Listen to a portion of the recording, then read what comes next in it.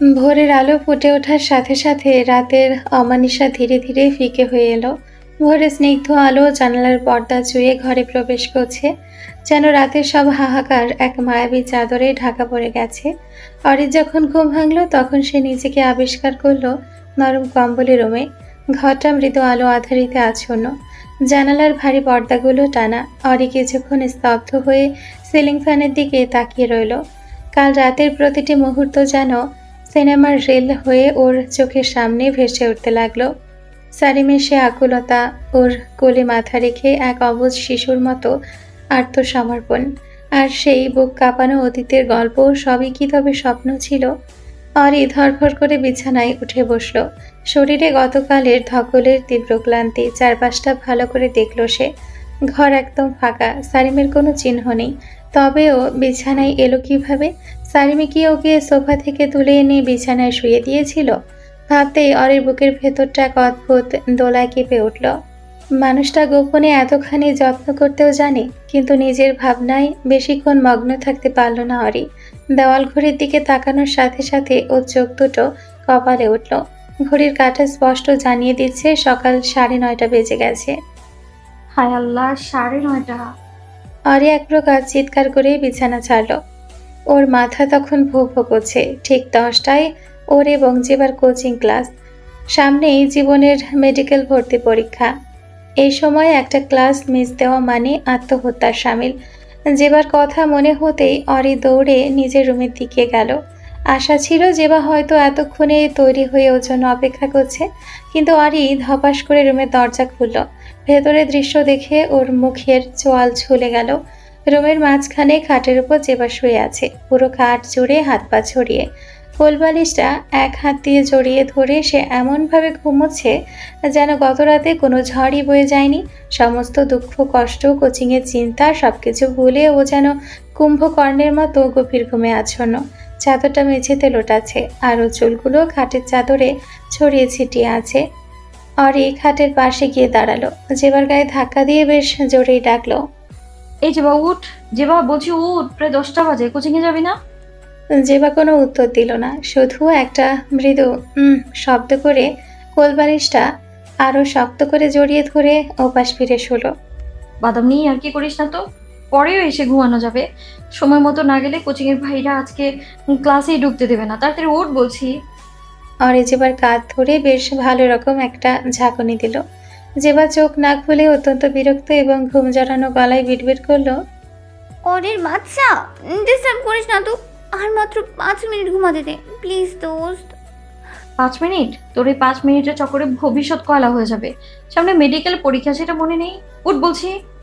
অরে এক হ্যাঁচকায় যেবার গায়ের চাদরটা নিচে ফেলে দিল, কিন্তু যেবা যেন আজ প্রতিজ্ঞা করে ঘুমোচ্ছে। চাদর ছাড়াও সে অবলীলায় গুটিসুটি মেরে শুয়ে রইল। আর একটু, জাস্ট একটু। অরির ধৈর্যের বাঁধ ভেঙে গেল। অরি আর কোনো কথা না বাড়িয়ে নিজের ডান পাটা তুলল এবং সজোরে এক লাথি মারল যেবার কোমরের নিচে। ধপাস! তীব্র বেগে খাট থেকে গড়িয়ে যেবার সরাসরি মার্বেলের মেঝের উপর আছড়ে পড়ল। মেঝের শক্ত স্পর্শে ওর ঘুম এক লহমায় উধাও হয়ে গেল। ও চোখ বড় বড় করে কোমরে হাত দিয়ে মেঝের উপর বসে চেঁচিয়ে উঠল। আউচ! মা গো, কোমরটা কেন আমার? ওরে বাচ্চা, তুই পাগল হয়ে গেছিস? একটা জলজান্ত মানুষকে ওভাবে খাট থেকে লাথি মেরে ফেলে দিলি? অরি কোমরে দুহাত দিয়ে উল্টো ধমক লাগালো। হ্যাঁ দিয়েছি, ভালো করেছি। তোর দেখে বিয়ে হয়েছে বলে লেখাপড়া একদম চাঙ্গে তুলে রেখেছিস। দ্রুত গিয়ে রেডি হ, কোচিং এ যেতে হবে। জেবা মেঝের ওপর বসে নিজের টি শার্ট ঠিক করতে করতে মুখটা বাংলার পাঁচের মতো করে বলল। তোর কি দয়ামা বলতে কিছু নেই রে অরি? কাল আমার উপর দিয়ে কত বড় ঝড় গেল। নিজের বাপের বাড়ি থেকে বিতাড়িত হলাম, একটা অচেনা সম্পর্কে জড়িয়ে গেলাম, আর তুই কিনা সকাল সকাল এসে আমাকে লাথি মারছিস। ঝড় কাল গেছে, আজকে সকালের আকাশ পরিষ্কার। আর সেই পরিষ্কার আকাশে এখন 10টার সূর্য উকি দিচ্ছে, আর 20 মিনিট বাকি আছে। তুই যদি আর 1 সেকেন্ড এখানে বসে জ্ঞান জ্ঞান করিস, আমি কিন্তু তোকে ছাড়াই চলে যাব। বলেই অরি আর এক মুহূর্ত নষ্ট না করে ফ্রেশ হতে ওয়াশরুমে ঢুকে গেল। জেবা দীর্ঘশ্বাস ফেলে উঠে দাঁড়ালো। অরিকে মনে মনে গালমন্দ করতে সে ভুলল না। ফ্রেশ হয়ে বেরিয়ে আসার পর অরি পড়ার টেবিল থেকে রিডিং গ্লাসটা তুলে চোখে পড়ল। গ্লাসটা পড়তেই ও চেহারায় এক চটজলদি সিরিয়াস ভাব চলে এলো। এরপর আয়নার সামনে দাঁড়িয়ে পেট সমান লম্বা হালকা বাদামি রঙের চুলগুলোকে মুঠোয় এনে একটা শক্ত ঝুঁটি বেঁধে নিল।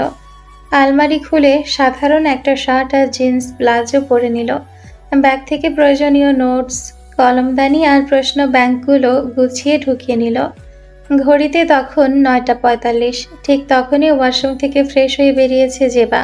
পরনে সালোয়ার কামিজ পরা, ভেজা চুলগুলো পিঠে ছড়ানো, তবে ওর মুখে এখনো ঘুম জড়ানো ভাব আর অরির প্রতি একরাশ অভিমান স্পষ্ট।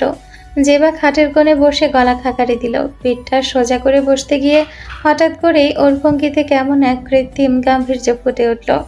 অরি ব্যাগের চেন আটকাতে আটকাতে না তাকিয়ে বলল, হলো তোর, জলদি চল, অলরেডি অনেক লেট হয়ে গেছে। জেবা এবার নড়ে চড়ে বসল। নিজের গলার স্বরটা একটু ভারী করে বলল, শোন অরি, তোকে খুব গুরুত্বপূর্ণ একটা কথা বলার আছে, একটু মনোযোগ দিয়ে শোন। অরি বিরক্ত হয়ে তাকালো। কি গুরুত্বপূর্ণ কথা, তাড়াতাড়ি বল। জেবা ওড়নাটা গায়ে জড়িয়ে নিয়ে অরির দিকে এক অদ্ভুত দৃষ্টিতে তাকিয়ে বলল, দেখ অরি, কাল রাতে যা হওয়ার তা তো হয়ে গেছে। আইনত সামাজিকভাবে এবং ধর্মীয়ভাবে এখন আমি এই পরিবারের একজন সদস্য। সেই সূত্রে তুই একবারও ভেবে দেখেছিস আমি এখন তোর কি হই? অরি ভ্রুকুচকে তাকালো। কি আবল তাবল বলছিস? আবল তাবল নয়, খাঁটি সত্য। জেবা একটু বুক ফুলিয়ে বলল, সম্পর্কে হিসেবে আমি এখন দেশের মাননীয় স্বরাষ্ট্রমন্ত্রী আরিশান মৃধার বৈধ স্ত্রী, অর্থাৎ আমি এখন এই বাড়ির কর্ত্রী। সেই হিসেবে আমি এখন সম্পর্কে তোর নিজস্ব শাশুড়ি মা হই। বুঝলি কিছু? অরি স্তব্ধ হয়ে জেবার দিকে তাকিয়ে রইল। ও চোখ দুটো চশমার আড়াল থেকে আরো বড় হয়ে গেল। জেবা ভেবেছিল অরি হয়তো এই অকাট্য যুক্তি শুনে থতমত খেয়ে যাবে, তাই সে আরো একটু গুছিয়ে নিয়ে বলল, তাই বলছি, তুই যেভাবে আমাকে লাথি মেরে ফেলে দিলি, একজন শাশুড়ির সাথে কি এমন ব্যবহার শোভা পায়? এখন থেকে অন্তত একটু সম্মান দিয়ে কথা বলা উচিত তোর। জেবার কথা শেষ হয়নি। অরির ভেতরের বারুদ তখন ফেটে পড়ার অপেক্ষায়। শাশুড়ি মা সম্মান? অরি দাঁতের দাঁত চেপে বলল। অরি ব্যাগটা খাটের ওপর ছুঁড়ে ফেলল। ধীর পায়ে জেবার দিকে এগিয়ে আসতে লাগলো। ও চোখে বিপজ্জনক চাউনি দেখে জেবা কিছুটা ভড়কে গিয়ে খাটের ওপর পেছাতে লাগলো। এই অরি, তুই এভাবে আসছিস কেন? আমি তো জাস্ট সম্পর্কের সত্যটা। তোর শাশুড়িগিরি আমি তো ছুটাচ্ছি আজকে, দাঁড়া। বলে অরি ঝাঁপিয়ে পড়লো জেবার উপর। খাটের উপর চেপে ধরে জেবার পিঠে ঠাস ঠাস করে দুটো কিল বসিয়ে দিল। আউচ, মাগো, মেরে ফেললো রে। জেবা চিৎকার করে উঠল। কত বড় সাহস, আমার সামনে এসে শাশুড়িগিরি ফলাচ্ছিস? তুই আমার বান্ধবী বান্ধবীই থাকবি, বেশি পেকেছিস না? পরীক্ষার পড়া মাথায় নেই, শাশুড়ি সেজে সম্মান নিতে আসছে। অরি জেবার চুল ধরে একটু টান দিল। জেবাও ছেড়ে দেওয়ার পাত্রী নয়। সেও ঘুরে দাঁড়িয়ে অরির শার্টের কলার চেপে ধরল। এই অরি, তুই কিন্তু বেশি করছিস। আমি কি মিথ্যে বলেছি? আমি তো শ্বশুরের বউ, আমি তো শাশুড়ি হব না তো কে হবে? আবার শাশুড়ি বলিস? তোকে তো আজকে আমি মেরেই ফেলবো। অরি জেবার হাতটা মোচড় দেওয়ার চেষ্টা করলো। ছাড়, তুই ছাড় আগে। জেবাও পা দিয়ে অরিকে ধাক্কা মারল। দুই বান্ধবীর মধ্যে খাটের উপর শুরু হলো তুমুল লড়াই। একজন চুল টানছে, অন্যজন কোলবালিশ দিয়ে মারছে। জেবা যতই শাশুড়ি পদের দোহাই দিক না কেন, অরির শক্ত হাতের মারের সামনে ওর গাম্ভীর্য ধুলোয় মিশে গেল। কিছুক্ষণ ধস্তাধস্তির পর দুজনেই হাঁপাতে হাঁপাতে খাটের দুই কোণে গিয়ে বসলো। দুজনেরই চুল উস্কো খুস্কো, জামা কাপড় এলোমেলো। অরি হাঁপাতে হাঁপাতে দেওয়াল ঘড়ির দিকে তাকালো। 9:52। সর্বনাশ, আর মাত্র 8 মিনিট। অরি চিৎকার করে উঠল। তোর এই ফালতু শাশুড়িগিরির চক্করে আজকে সত্যি ক্লাস মিস হবে। চল নিচে তাড়াতাড়ি। জেবাও সময় নষ্ট না করে কোনো মতে ওড়নাটা গায়ে জড়িয়ে নিয়ে অরির পেছনে দৌড়ে বের হলো। দুইজনে সিঁড়ি বেয়ে ঝোড়ো গতিতে নিচে নামতে লাগলো। ওদের পায়ে ধূপধাপ শব্দে যেন বাড়িটা কেঁপে উঠল। নিচে ডাইনিং রুমের সামনে আসতেই দেখা হলো শাহিন মিয়ার সাথে। হাতে পানির জগ নিয়ে তিনি ডাইনিং টেবিলের দিকে যাচ্ছিলেন। দুই তরুণীকে এভাবে হুলস্থুল করে নামতে দেখে তিনি অবাক হয়ে দাঁড়িয়ে গেলেন। অরি ড্রয়িং রুমের কাছে এসে গতি কমালো। ব্যাগটা কাঁধে ঠিক করতে করতে হাঁপানো গলায় জিজ্ঞেস করল, আঙ্কেল, বাবার সারিম কোথায়?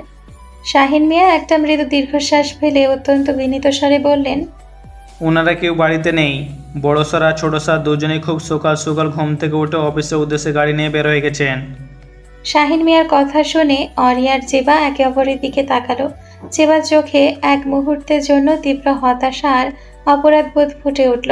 সে হয়তো আশা করেছিল আরিশান মৃধার মুখোমুখি হবে, ওনার কোনো প্রতিক্রিয়া দেখবে, কিন্তু স্বাভাবিক নিয়মে ওনার অফিসে চলে যাওয়াটা যেন এক নীরব অবহেলার মতো শোনালো। অরি অবশ্য মনে মনে কিছুটা স্বস্তি পেল। সারিম যে সকালে উঠে নিজের কাজে মন দিতে পেরেছে, এটাই বড় ব্যাপার। অরি শাহিন মিয়াকে বলল, আচ্ছা আঙ্কেল, আমরা কোচিংয়ে যাচ্ছি, ফিরতে বিকেল হবে। সাবধানে যাবেন। টেবিলে নাস্তা রেডি আছে, দুটো মুখে দিয়ে গেলে ভালো হতো না? শাহিন মিয়া পেছন থেকে বললেন। সময় নেই আঙ্কেল, পরে খেয়ে নিব। বলে অরি জেবার হাত ধরে সদর দরজার দিকে টানলো। ক্লান্তিতে অবসাদে আর তীব্র ভ্যাপসা গরমে অরির কপাল বেয়ে টপ টপ করে ঘাম গড়িয়ে পড়ছিল। আকাশটা আজ সকাল থেকেই তামাটে রং ধারণ করে আছে, যেন কোনো এক বিশাল চুল্লির ঢাকনা টেনে দেওয়া হয়েছে শহরের মাথার ওপর। বাতাসে জলীয় বাষ্পের পরিমাণ এত বেশি যে শ্বাস নিতে গেলে ফুসফুস ভারী হয়ে আসে। শার্টের হাতাটা টেনে ও কপালের ডান পাশটা চেপে ধরল। বিন্দু বিন্দু জমে থাকা নোনতা ঘামটুকু কাপড়ের নীলিমায় শোষিত হতেই এক দীর্ঘ তপ্ত নিঃশ্বাস ফেল।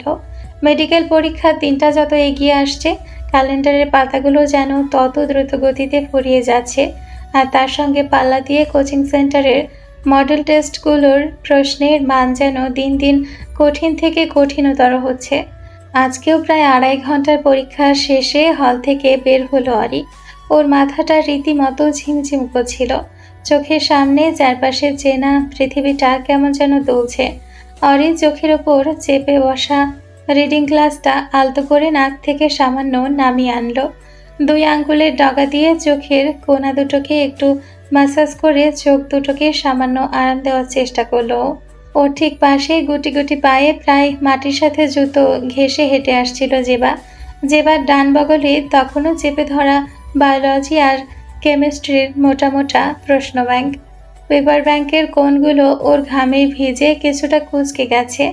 জেবার ফর্সা ডালিম ফুলের মতো মুখটা এই ভর দুপুরের রোদে পুড়ে একদম তামাটে রক্তাভ বর্ণ ধারণ করেছে।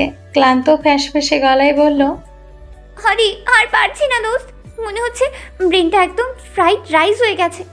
বাড়ি যাব, পেটটা খিদায় একদম চোচো করছে আমার। চল জলদি গিয়ে গাড়িতে উঠি। এই রোদের মধ্যে আর 1 সেকেন্ডও দাঁড়িয়ে থাকলে আমি নির্ঘাত রাস্তায় ফিট খেয়ে পড়ে যাব।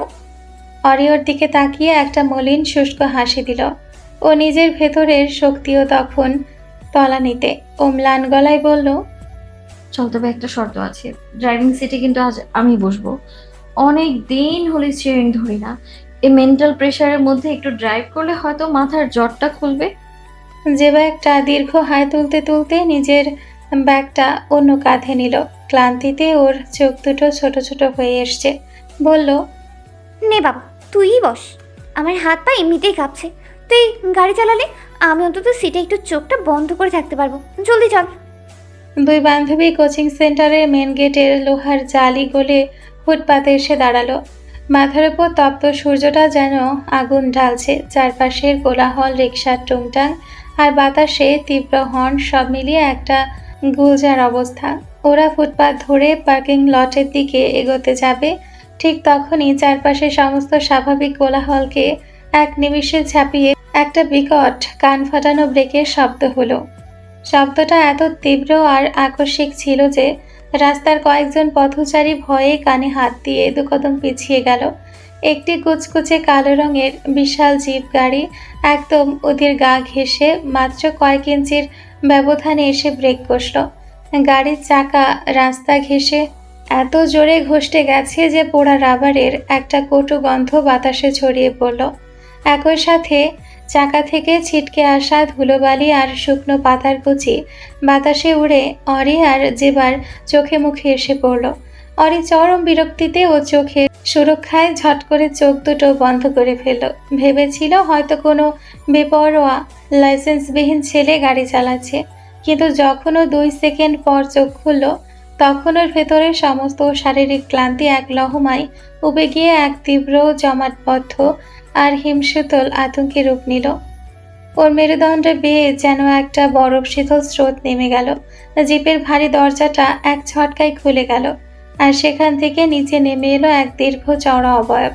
লোকটার পরনে কুচকুচে কালো রঙের সিল্কের শার্ট, যার বুকের উপরে 3টে বোতাম খোলা। উন্মুক্ত বুকের লোমের ভেতর দিয়ে রোদে চকচক করছে একটা মোটা সাপের মতো পেঁচিয়ে থাকা সোনার চেন। ও ঠোঁটের কোণে ঝুলে আছে হাসি। আফিম খন্দকার, এই একটা নাম শুনলে পুরো শহরের সাধারণ মানুষের বুকে কাঁপন ধরে। 1 মাস আগের একটা দুপুরের স্মৃতি অরের চোখের সামনে সিনেমার রেলের মতো ভেসে উঠল। এই মেন রোডের ওপারেই এই লোকটা অরের হাত ধরার ধৃষ্টতা দেখিয়েছিল। অরি অন্য সাধারণ মেয়েদের মতো ভয় পেয়ে কেঁদে ফেলেনি, বরং নিজের পায়ের তলা থেকে চামড়ার জুতোটা খুলে প্রকাশ্যে দিবালোকের শত শত মানুষের সামনে লোকটার গালে কষে থাপড় মেরেছিল। যে কুখ্যাত মাস্তানকে পুরো শহর বাঘের মতো ভয় পায়, সে আজ দীর্ঘ 1 মাস পর আবার ঠিক ওদের পথ আটকে দাঁড়িয়েছে। জেবা আফিমকে দেখা মাত্রই চিনে ফেলল। ভয়ে ওর ফর্সা মুখটা এক মুহূর্তের মধ্যে ফ্যাকাশে কাগজের মতো সাদা হয়ে গেল। ও অরির ডান হাতটা খপ করে ধরে ফেলল। জেবার হাতের তালু তখন বরফের মতো ঠান্ডা আর থরথর করে কাঁপছে। অরির কানের কাছে মুখ এনে ফিসফিসিয়ে কাঁপানো গলায় বলল, অরি, এই জানোয়ারটা আবার এসেছে। দেখ, ও আমাদের দিকে তাকাচ্ছে। 1 মাস পর ও আবার আমাদের উপর বদলা নিতে এসেছে রে। ও আমাদের মেরে ফেলবে। চল, আমরা উল্টো দিকে দৌড় দিই, কোচিংয়ের ভিতরে ঢুকে যাই, চল। অরি যেবার কাঁপতে থাকা হাতটা নিজের হাতের মুঠোয় শক্ত করে চেপে ধরল। ও আলতো চাপে ওকে শান্ত করার চেষ্টা করলো। অরির নিজের বুকের ভেতরটাও যে ড্রামের মতো কাঁপছিল না তা নয়, ওর ভেতর হৃৎপিণ্ডটাও তখন তীব্র গতিতে আছাড়ি বিছাড়ি খাচ্ছিল। কিন্তু অরি খুব ভালো করে জানে, আফিম খন্দকারের মতো পিশাচের সামনে ভয় দেখানো মানেই নিজের পরাজয় ডেকে আনা। এরা মানুষের ভয় দেখে বেঁচে থাকে, ভয়টা এদের পুষ্টি। অরি এক চুলও নড়ল না। ও নিজের রিডিং গ্লাসটা আঙুল দিয়ে নাকের উপর ঠিকঠাক করে বসিয়ে সোজা হয়ে দাঁড়ালো। এরপর চিবুকটা সামান্য উঁচিয়ে ধরল। চোখের মণিতে এই মুহূর্তে কোনো ভয়ের লেশ মাত্র ছিল না। সেখানে জমা হয়েছিল কেবল তীব্র ঘৃণা, অবজ্ঞা, চরম বিরক্তি। আফিম ধীর দর্পিত আর শিকারী পশুর মতো পায়ে অরির দিকে এগিয়ে এলো। প্রতিটা পদক্ষেপে ওর জুতোটা পিছঢালা রাস্তায় ভারী শব্দ তুলছিল। সে এসে অরির একদম মুখোমুখি মাত্র 1 হাত দূরত্বে দাঁড়ালো। লোকটার শরীর থেকে ফ্রেঞ্চ পারফিউম আর কড়া ঘ্রাণ সিগারেটের তামাকু গন্ধে এক বিশ্রী দম বন্ধ করা মিশ্রণ তৈরি হয়ে অরির নাকে এসে লাগলো। অরির ইচ্ছে করছিল তখনই বমি করে দিতে। আফিম অরির আপাদমস্তক নিজের সেই চিরচেনা লম্পট, কামুক আর ক্ষুধার্ত দৃষ্টি দিয়ে মেপে নিল। ওর চোখ দুটো যেন অরির পোশাক ভেদ করে ভেতরে ঢুকতে চাইছে। এরপরও যা করলো তার জন্য হয়তো অরি বা জেবা কেউই প্রস্তুত ছিল না। আফিম কোনো হুমকি দিল না, কোনো গালি দিল না। সে অত্যন্ত যত্ন সহকারে নিজের প্যান্টের পকেট থেকে একটা তাজা লাল টকটকে গোলাপ ফুল বের করলো। ফুলটার পাপড়িতে তখনও কৃত্রিম জলের ফোঁটা চকচক করছে। সে ওটা অরির মুখের সামনে বাড়িয়ে দিল। এরপর অত্যন্ত গম্ভীর অথচ এক অদ্ভুত উগ্র চাপা গলায় বলে উঠল, আই লাভ ইউ হুরপুরি, তোমাকে আমি আমার এই জান দিয়ে ভালোবাসি। আফিমের মুখ থেকে এই শব্দগুলো বের হওয়া মাত্রই চারপাশের বাতাস যেন 1 সেকেন্ডের জন্য থমকে গেল। অরি আর জেবা দুজনেই আক্ষরিক অর্থে স্তব্ধ, কিংকর্তব্য বিমূঢ় হয়ে গেল। জেবার হা হয়ে যাওয়া মুখ দিয়ে কোনো শব্দ বের হচ্ছিল না। শুধু ওরাই নয়, চারপাশের কিছু পথচারী যারা ভাবছিল আজ হয়তো এখানে কোনো খুনাখুনি হবে, তারাও এই অদ্ভুত দৃশ্য দেখে থমকে দাঁড়ালো। রিকশাওয়ালারা হ্যান্ডেল ধরে হাঁ করে তাকিয়ে রইল। যে আফিম খন্দকার মেয়েদের তুলে নিয়ে গিয়ে নিজের বিছানায় পিষে ফেলার জন্য কুখ্যাত, যে মানুষকে জ্যান্ত পুড়িয়ে মারতে দ্বিধা করে না, সে আজ ভর দুপুরে মাঝ রাস্তায় একটা সাধারণ মেয়েকে ফুল হাতে প্রপোজ করছে। আফিম নিজের শুকনো কালো হয়ে যাওয়া ঠোঁটটা জিভ দিয়ে একবার চাটল। ওর চোখের কোণে এক ধরনের পাগলামি, এক ধরনের উন্মাদ প্রেমিকের ছায়া। সে বলতে লাগলো, এই দীর্ঘ একটা মাস আমি প্রতিটা সেকেন্ড, প্রতিটা মিনিট তোমার ওই তেজি রূপের নেশায় পুড়ে মরেছি হুড়পুড়ি। ঘুমাতে গেলে চোখের সামনে তোমার ওই রাগী মুখটা ভেসে ওঠে।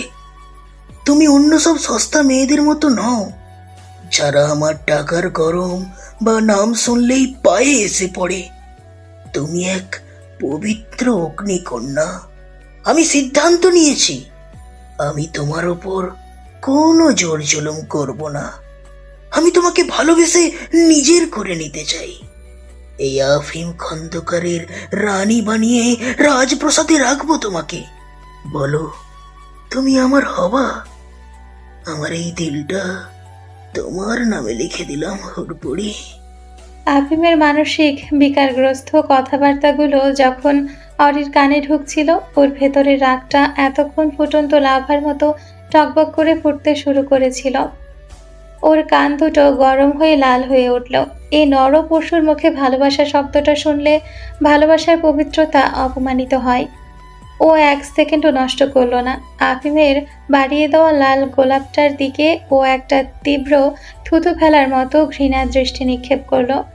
এরপর অরি নিজের গলার সমস্ত শক্তি এক জায়গায় করে অত্যন্ত ঠান্ডা কড়া এবং বজ্রকঠিন গলায় বলল, তোর এই নোংরা ফুল আর কুৎসিত প্রস্তাব নিজের পকেটেই ঢুকিয়ে রাখ আফিম খন্দকার। তোর মতো একটা রাস্তার জঞ্জাল, খুনি, ধর্ষক আর পিশাচের দিকে তাকাতেও না আমার ঘেন্না হয়। তুই ভাবছিস তুই খুব বড় মাস্তান? হ্যাঁ, তুই একটা আস্ত নর্দমার কীট। ভালো চাস তো আমাদের পথ থেকে সর, নয়তো ওই দিন শুধু জুতো মেরেছিলাম না, আজকে এই রোডের মাঝখানেই তোকে আমি ঝাড়ু দিয়ে পেটে তোর ওই লম্পটগিরি চিরতরে শেষ করে দেবো আমি। সমাজ তোকে ভয় পেতে পারে, অরি তোকে জুতার যোগ্যও মনে করে না। কথাটা বলে অরি আফিমকে আর কোনো কথা বলার, এমনকি একটা নিঃশ্বাস ফেলার সুযোগও দিল না। সে যেবার হাত ধরে এক হ্যাঁচকা টান মারল আর নিজের পুরো শরীরের শক্তি দিয়ে আফিমের চওড়া কাঁধে এক সজোরে ধাক্কা দিয়ে ওকে এক পাশে সরিয়ে দিল। আফিম আকস্মিক এই ধাক্কায় দুকদম পিছিয়ে গেল। অরি সোজা গিয়ে পার্কিং লটে দাঁড় করিয়ে রাখা ওদের গাড়িটার দিকে এগিয়ে গেল। চট করে ড্রাইভিং সিটের দরজা খুলে ভেতরে ঢুকে পড়ল এবং যে বা কেউ টেনে সিটে বসিয়ে ঠাস করে দরজাটা বন্ধ করে লক করে দিল। আফিম মাঝ রাস্তায় ফুল হাতে ওভাবে কয়েক সেকেন্ড স্তব্ধ হয়ে দাঁড়িয়ে রইল। ও চারপাশের পৃথিবীটা যেন ওকে উপহাস করছে। ওর বাড়িয়ে দেওয়া প্রস্তাব, ওর এতদিনের জমানো প্রেম এভাবে এক সেকেন্ডে ধুলোয় মিশিয়ে দিয়ে মেয়েটা ওকে আবার সবার সামনে, এই সাধারণ পথচারীদের সামনে চরমভাবে অপমান করলো। ওর ভেতরে সেই সুপ্ত পৈশাচিক রূপটা, সেই মাস্তান অহংকার এবার এক ধাক্কায় জেগে উঠল। ওর মুখের সেই উগ্র প্রেমিকের মুখোশটা খসে পড়ল। সেখানে বেরিয়ে এলো এক হিংস্র হায়নার মুখ। আফিম এক ঝটকায় হাতের গোলাপ ফুলটা মাটিতে ফেলে দিল এবং নিজের ভারী বুট জুতো দিয়ে ওটা পিষে থেতলে মাটির সাথে মিশিয়ে দিল। এরপর সে অত্যন্ত দ্রুত পায়ে এগিয়ে এসে অরিদের গাড়ি জানালার পাশে এসে দাঁড়ালো। নিজের নোংরা তামাকের গন্ধযুক্ত মুখটা জানালার কাচের একদম কাছাকাছি এনে নিজের ভারী হাত দিয়ে কাচে সজোরে থাপ্পড় মারল। অত্যন্ত হিংস্র, কর্কশ আর কুৎসিত গলায় চিৎকার করে বলল, এত তেজ ভালো না সুন্দরী। এই আফিম খন্দকারকে রিজেক্ট করার ইতিহাস এই শহরে কারো নেই। আজকে আজকে তুমি আমাকে ফিরিয়ে দিলে তো, মনে রেখো হুড়পড়ি, খুব শীঘ্রই, হ্যাঁ হ্যাঁ অত্যন্ত শীঘ্রই তোমাকে আমি আমার ওই ডেরায় তুলে নিয়ে যাব। আর সেদিন তোমার ওই তেদরানি রূপ, তোমার এই অহংকার আমি এমন ভাবে নিজের শরীরের নিচে পিষে ফেলবো যে তুমি নিজের সারা জীবন আমার পায়ের দাসী হয়ে থাকার ভিক্ষা চাইবে। আফিম খন্দকার যা চায় তা সে যে কোনো মূল্যে ছিনিয়ে নেয়। ইউ আর মাইন হুড়পড়ি, তোকে তোকে আমি ভোগ করবই। অরি আফিমের এই ভয়ঙ্কর হুমকির দিকে বিন্দুমাত্র পাত্তা দিল না। জানালার কাজটাও নামালো না। ড্রাইভিং সিটে বসে স্টিয়ারিংটা শক্ত করে ধরল। এরপর উল্টো জানালার ওপাশে থাকা আফিমের বিকৃত মুখের দিকে তাকিয়ে এক তীব্র তাচ্ছিল্য আর তাচ্ছিল্যের হাসি হাসল অরি। ওর ওই এক চিলতে হাসি আফিমের বুকে তপ্ত শেলের মতো বিঁধল। এরপর ও এক ঝটকায় গাড়ির গিয়ার চেঞ্জ করে রিভার্স থেকে ড্রাইভে নিল এবং এক্সিলারেটরে সজোরে পা চেপে ধরল। গাড়িটি এক ঝটকায় আফিমের গা ঘেঁষে ওর হাতের কোণ স্পর্শ করে তীব্র গতিতে চাকার নিচে ধুলো আর ধোয়ার এক বিশাল কুণ্ডলি উড়িয়ে মেন রোডের দিকে ছুটে চলে গেল। আফিম শুধু সেই ধুলোর আড়ালে দাঁড়িয়ে নিজের ঠোঁটের কোণ কামড়াতে কামড়াতে রাগে, অপমানে আর কামনায় বুনো ষাঁড়ের মতো ফুঁসতে লাগলো। ও চোখ দুটো তখন জবা ফুলের মতো লাল। ঠিক একই সময়ে দেশের শিক্ষা মন্ত্রণালয়ে এক অতি গোপন এবং অত্যন্ত গুরুত্বপূর্ণ উইংয়ে এক জরুরি রুদ্ধদ্বার মিটিং শেষ করে বের হচ্ছিল সারিম। ওর পরনে একটা নিখুঁত ফিটিংসের চারকোল গ্রে কালারের ল্যাপেল স্যুট, ভেতরে ধবধবে সাদা শার্ট আর গলায় গাঢ় নীল রঙের সিল্কের টাই। বাঁ হাতে চকচক করছে সীমিত সংরক্ষণের সুইট ব্র্যান্ডের ঘড়ি। ওর ঠিক পেছনে ফাইলপত্র বগলে চেপে অত্যন্ত তটস্থ প্রায় কুঁজো ভঙ্গিতে হেঁটে আসছিল আলভি। আলভির কপালে বিন্দু বিন্দু ঘাম জমেছে। যদিও করিডরের সেন্ট্রাল এসির তাপমাত্রা তখন 16 ডিগ্রিতে সেট করা, তবে আজকে সকাল থেকেই সারিম বেশ খিটখিটে হয়ে আছে। ফাইলে ছোটোখাটো ভুল দেখলেই অফিসারদের সাসপেন্ড করার হুমকি দিচ্ছে, যার জন্য আলভি একরকম তীব্র আতঙ্কের মধ্যে দিয়ে প্রতিটা মিনিট পার করছে। সারিম লবি ধরে লম্বা লম্বা পা ফেলে হাঁটতে হাঁটতে গম্ভীর ভারী কণ্ঠে জিজ্ঞেস করলো, আলভি, দুপুরে লাঞ্চ মিটিংয়ে শিডিউলটা প্রোটোকল অফিসারকে বলে ক্যান্সেল করো। ওই ফালতু ব্যবসায়ীদের সাথে বসে সময় নষ্ট করার মতো মুড আমার নেই আজ। আমার একটু বিশেষ তাড়া আছে।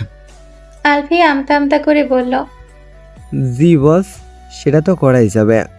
আমি এখনই ফোন করে ক্যান্সেল করে দিচ্ছি। কিন্তু কিন্তু স্যার, তার চেয়েও একটা অন্তত জরুরি স্পর্শকাতর খবর আছে। সারিম নিজের পায়ের গতি এক চুলও না কমিয়ে শুধু মাথার সামান্য ঘুরিয়ে তীক্ষ্ণ বাজপাখির মতো দৃষ্টিতে আলফির দিকে তাকালো। কি খবর, স্পষ্ট করে বলো। আমার হেয়ালি পছন্দ না, সেটা ভালো করেই জানো।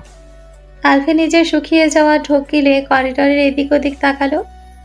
কোনো পিয়ন বা অন্য কোনো কর্মকর্তা শুনছে কিনা নিশ্চিত হয়ে ও অত্যন্ত নিচু ফিসফিসানি স্বরে বলল, স্যার, আসলে আপনি ম্যামের সুরক্ষার জন্য যে স্পেশাল ইন্টেলিজেন্সের লোকগুলোকে গোপনে ওনার চারপাশে 24 ঘন্টা লাগিয়ে রেখেছিলেন, ওদের মধ্য থেকে একজন এইমাত্র আমার ফোনে একটা জরুরি ইনফরমেশন দিল। ম্যাম শব্দটা শোনা মাত্র সারিমের পায়ের গতি যেন এক অদৃশ্য দেওয়ালে ধাক্কা খেয়ে 1 সেকেন্ড স্তব্ধ হয়ে গেল। সে করিডরে ঠিক মাঝখানেই হুট করে ঘুরে দাঁড়ালো। ওর সেই গাঢ় নেশাক্ত অথচ শান্ত চোখ দুটো এক মুহূর্তে এক ভয়ঙ্কর শিকারী বাজ পাখির মতো ধারালো হয়ে উঠল। সারিম এক কদম এগিয়ে এসে আলভির দামি শার্টের কলারটা নিজের এক হাত দিয়ে আলতো কিন্তু অত্যন্ত শক্ত মুঠোয় চেপে ধরল ও আলভিকে নিজের মুখের কাছাকাছি টেনে এনে অত্যন্ত ঠান্ডা নিচু কিন্তু মেরুমজ্জা কাঁপানো গলায় বলল, চন্দ্রিমার কি হয়েছে স্পষ্ট করে বলো আলফি। একটা শব্দ যদি এদিক ওদিক হয়, তবে তোমার এই চাকরি আর এই জীবন আজকে শেষ। আলভি ভয়ে কাঁপতে কাঁপতে নিজের হাতের ফাইলগুলো কোনো মতে ধরে রেখে বলল, বস, শান্ত হন স্যার। ওই যে কুখ্যাত মাস্তান রাজন খন্দকারের ছেলে আদিম খন্দকার আছে না, ম্যাম যখন কোচিং থেকে বের হচ্ছিলেন তখন মাঝ রাস্তায় নিজের গাড়ি নিয়ে ওনার পথ আটকে দাঁড়িয়েছে। সারিমের সুগঠিত চোয়াল দুটো এক লহমায় লোহার মতো শক্ত হয়ে গেল। ওর ভেতরে সেই পরিশীলিত সুশীল মন্ত্রী রূপটা এক ধাক্কায় উধাও হয়ে গেল। ও দাঁতে দাঁত চেপে বলল, তারপর এই শোরের বাচ্চা হয় নর্দমার কেট কি করেছে আমার চন্দ্রিমার সাথে? হাত লাগিয়েছে? না না বস, হাত লাগাইনি। আলভি এক নিঃশ্বাসে বলল, স্যার, ওই আফিম নাকি ম্যামকে সবার সামনে রাস্তার মধ্যে ফুল দিয়ে প্রপোজ করেছে। আলভির কথা শেষ হওয়া মাত্র সারিমের চোখের মণিতে এক পৈশাচিক আদিম হিংস্রতার দাবানল জ্বলে উঠল। ওর নাকের পাটা দুটো রাগে ফুলতে লাগলো। সে নিজের গলার টাইটা এক হ্যাঁচকা টানে সামান্য ঢিলে করে দিল, যেন ওর দম আটকে আসছে। সারিম চাপা গলায় বলল, আমার চন্দ্রিমা আমার ব্যক্তিগত সম্পত্তি। আমার পবিত্র নারীর দিকে হাত বাড়ানোর সাহসের ট্রেনের কেটের কিভাবে হলো? চন্দ্রিমা কি করেছে? ও কি ভয় পেয়েছে? আলভি একটু স্বস্তির শ্বাস ফেলে বলল, ম্যাম তো ম্যাম ই বস। ম্যাম ওর ফুল তো দূরে থাক, ওর মুখের উপর ওকে তীব্র অপমান করে রিজেক্ট করে দিয়েছেন। ওকে ঝাঁটা দিয়ে পেটানোর ধমক দিয়ে চলে গেছেন। কিন্তু স্যার, ওই আফিন নাকি যাওয়ার আগে ম্যামকে খুব নোংরা থ্রেট দিছে। বলেছে ওনাকে নিজের ডেরায় তুলে নিয়ে গিয়ে নিজের শরীরের নিচে পিষে ফেলবে। সারিমের পুরো শরীর তখন রাগে থরথর করে কাঁপছিল। ও ডান হাতের আঙ্গুলগুলো মুষ্টিবদ্ধ হয়ে গেল, নখগুলো তালুর চামড়া ভেদ করার উপক্রম করলো। যে চন্দ্রিমাকে ও নিজের জানের চেয়েও বেশি ভালোবাসে, যার পবিত্র গায়ে এই পৃথিবীর কোনো নোংরা বাতাস লাগুক তাও সহ্য করতে পারে না, সেই চন্দ্রিমাকে একটা কুৎসিত লম্পট নজর দেওয়ার সাহস পায় কোত্থেকে? আলফি, গাড়ি বের করো। আজকে আফিমকে এই দুনিয়া থেকে চিরতরে ডিলিট করে দেবো। সারিম এক ভয়ঙ্কর হুঙ্কার দিয়ে লিফটের দিকে পা বাড়ালো। ওর মুখের অবয়ব তখন কোনো মন্ত্রীর নয়, এক ক্ষুধার্ত পিশাচের মতো লাগছিল। আলভি ফাইলপত্র সামলাতে সামলাতে ওনার পেছনে প্রায় দৌড়াতে দৌড়াতে বলল, স্যার, স্যার শান্ত হন। আপনি দেশের একজন মন্ত্রী, আপনার সামনে উজ্জ্বল রাজনৈতিক ভবিষ্যৎ। আপনি নিজে গিয়ে যদি একজন সাধারণ রাস্তার মাস্তানকে রাস্তায় মারতে শুরু করেন, তবে মিডিয়ায় তা জানাজানি হয়ে গেলে আপনার কেরিয়ারে মারাত্মক এফেক্ট পড়বে। তাছাড়া রাজন খন্দকারও কিন্তু সেরে কথা বলবে না। প্লিজ স্যার, আইন নিজের হাতে নেবেন না। আমরা পুলিশ পাঠাচ্ছি। সারিম লিফটের ভেতর ঢুকে সজোরে বোতাম চাপতে চাপতে এক পৈশাচিক হাসি হাসলো। ও বলল, আইন আইন আমার পকেটে থেকে আলফি। যেমন চন্দ্রিমার দিকে চোখ তোলে, যেমন সম্পত্তি দিকে কোনো নজর দেয়, তার জন্য এই সারিমের ডিকশনারিতে কোনো আইন নেই। Just get the car ready. Minute পাঁচেকের মধ্যে কালো রঙের প্রাডো গাড়িটি পার্কিং থেকে টায়ারের চিৎকার তুলে বের হয়ে মেন রোডের দিকে ছুটে চলল। ড্রাইভিং সিটে আলভি ঘামতে ঘামতে স্টিয়ারিং ধরেছে, আর পেছনে আরামদায়ক সিটে সারিম এসে নিজের ফোনের স্ক্রিনে অনবরত আফিমের জিপের বর্তমান জিপিএস লোকেশন ট্র্যাক করছিল, যা ওর গোপন এজেন্টরা অনবরত আপডেট পাঠাচ্ছিল। ওর চোখ দুটো তখন পুরোপুরি লাল বর্ণ ধারণ করেছে। এক ভয়ঙ্কর খুনে মেজাজ ওর পুরো অবয়বকে গ্রাস করে রেখেছে। গাড়িটি যখন শাহবাগের এক ব্যস্ত ঘিঞ্জি মোড়ের সিগন্যালে এসে থামল, সামনে বিশাল বড় জ্যামের লাইন দেখে বিরক্তিতে এক তীব্র চর শব্দ উচ্চারণ করলো সারিম। চারপাশ থেকে বাসের কালো ধোঁয়া আর হর্নের শব্দ আসছিল। সারিম পকেট থেকে ফোনটা বের করে স্ক্রল করতে লাগলো। এমন সময় গাড়ির সামনের কাচের ওপাশে হুট করে এসে দাঁড়ালো একদল হিজড়া, প্রায় 7-8 জন হিজড়ার একটা দল, যাদের পরনে অত্যন্ত চড়া সস্তা রঙের জ্যামিতিক শাড়ি, মুখে অতিরিক্ত মেকআপের সাদা প্রলেপ আর ঠোঁটে কড়া রক্তের মতো লাল লিপস্টিক।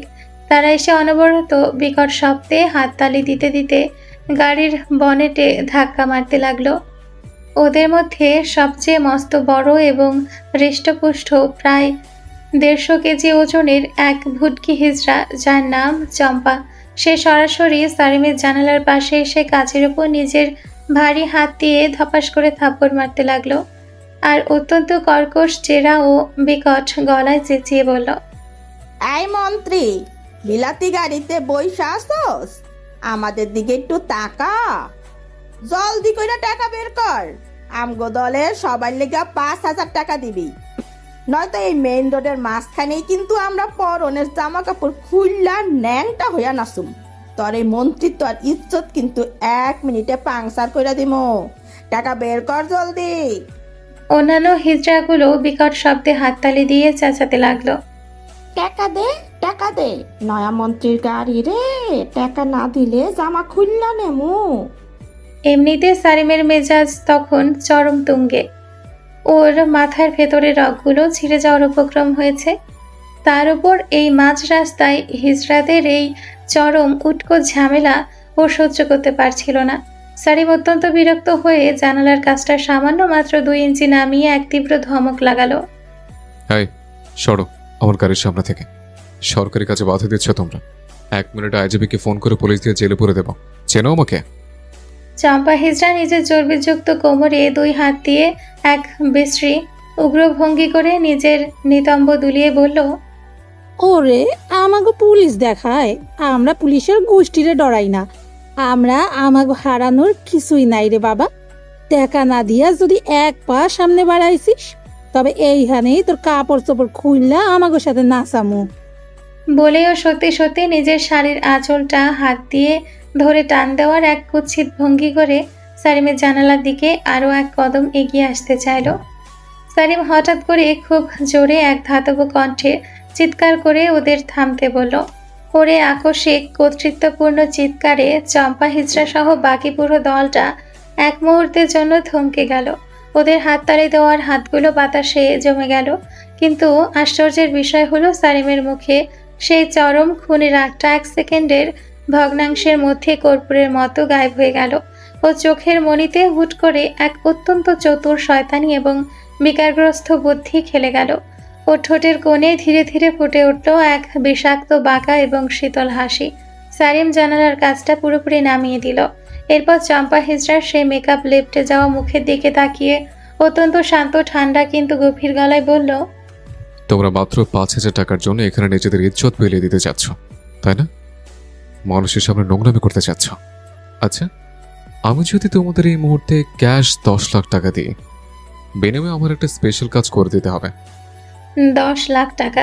এ শব্দটা শোনা মাত্রই চম্পা হিজড়া সহ বাকি 7-8 জন হিজড়ার চোখ আক্ষরিক অর্থেই কপালে উঠে গেল। ওদের চোয়ালগুলো ঝুলে পড়ল। ওরা হাততালি দেওয়া ভুলে একে অপরের দিকে বোকার মতো তাকাতে লাগলো। চম্পা নিজের মুখের জর্দা মেশানো পানটা একপাশে চেপে ধরে অবিশ্বাস্য প্রায় তোতলানো গলায় বলল, কি কস মন্ত্রী?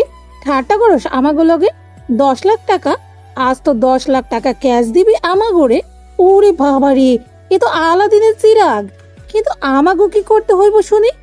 সারিম নিজের প্যান্টের পকেট থেকে একটা রেশমি রুমাল বের করে নিজের হাতটা অত্যন্ত ধীরস্থিরভাবে মুছতে মুছতে ক্রোর গলায় বলল, একটা ছেলেকে তোমরা সব হিজড়া মিলে জবরদস্তি তাকে রেপ করতে হবে।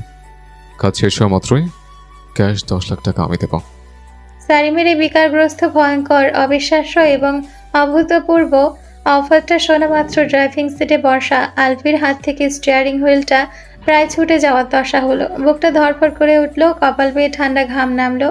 সে নিজের কানকে বিশ্বাস করতে পারছিল না। শুধু হাঁ করে পেছনের দিকে তাকিয়ে নিজের বসের দিকে এমনভাবে দেখলো যেন সে এইমাত্র দেখতে পাচ্ছে আস্ত এক শয়তান ইবলিশ ওর বসের শরীরের ভেতর ভর করে বসে আছে। ওদিকে চম্পা হিজড়া আরও দলের বাকি সদস্যরা এই অদ্ভুত আর চরম বিকারগ্রস্ত অফার শুনে এক মুহূর্তের জন্য থমকে গেলেও পরের মুহূর্তেই ওরা চরম পৈশাচিক উল্লাসে মেতে উঠল। ওরা আবার দ্বিগুণ জোরে হাততালি দিয়ে নিজেদের শাড়ি দুলিয়ে চেঁচিয়ে উঠল, এ তো আমাগো মনের খায়েশ মিটাইয়া দিলাম মন্ত্রী। আজ তো জোয়ান পোলা, তার উপর আবার 10 লাখ টাকা। এই কাজ তো আমরা ফ্রিতেও করতে রাজি আসলাম। আমাগো তো উৎসব হইব আইজ। জলদি কও, এই পলাটা কোন হানে আছে? আজকে ওর পিঠে চামড়া আমরা খুইলা দিমু। ওরে আজ আমরা ছাড়ুমি না। সারিম চতুর হাসি দিয়ে আলভিকে বলল, আলভি, হা করে তাকিয়ে সময় নষ্ট করো না। পেছনে ব্যাকআপ স্কোয়াডের কালো মাইক্রোবাসের দরজাটা খুলে এদের সবাইকে সম্মানের সাথে ভেতরে বসাও, আর আমাদের সাথে আফিমের লোকেশনও নিয়ে চলো। আলভি নিজের কপালে হাত দিয়ে এক দীর্ঘ হতাশ নিঃশ্বাস ফেলে বিড়বিড় করে বলল, ইয়া আল্লাহ, ইয়া রহমান, আমি জীবনে কি এমন পাপ করছিলাম যে এই দুনিয়ার সবচেয়ে জাউরা খবিশ নিষ্ঠুর লোকের অ্যাসিস্ট্যান্ট হতে গেলাম? এই মানুষ তো মানুষ না, এ তো আজ তো একটা ইবলিশের খালাতো ভাই। তবে মুখে বসের ধমকের আর ক্ষমতার ভয়ে ও দ্রুত ইশারায় পেছনের মাইক্রোবাসের সিকিউরিটি গার্ডদের বলল দরজা খুলে দিতে। হিজড়াদের দলটা অত্যন্ত উপহাসের সাথে হাসাহাসি করতে করতে মাইক্রোবাসের ভেতরে ঢুকে পড়ল। দুপুর তখন ঠিক 2:30টা। সূর্যের আলোটা কেমন যেন ম্লান আর হলদেটে হয়ে এসছে।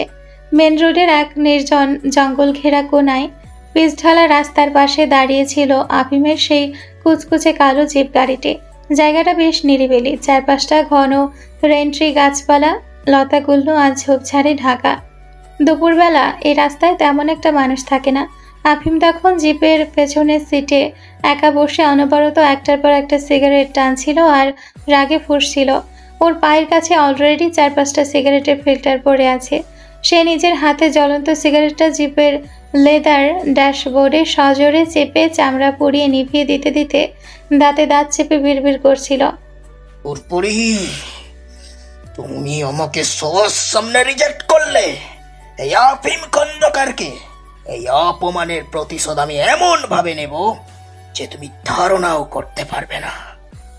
তোকে যদি আমি এই সপ্তাহের মধ্যে আমার বিছানায় না আনছি তবে আমিও আফিম খন্দকার না।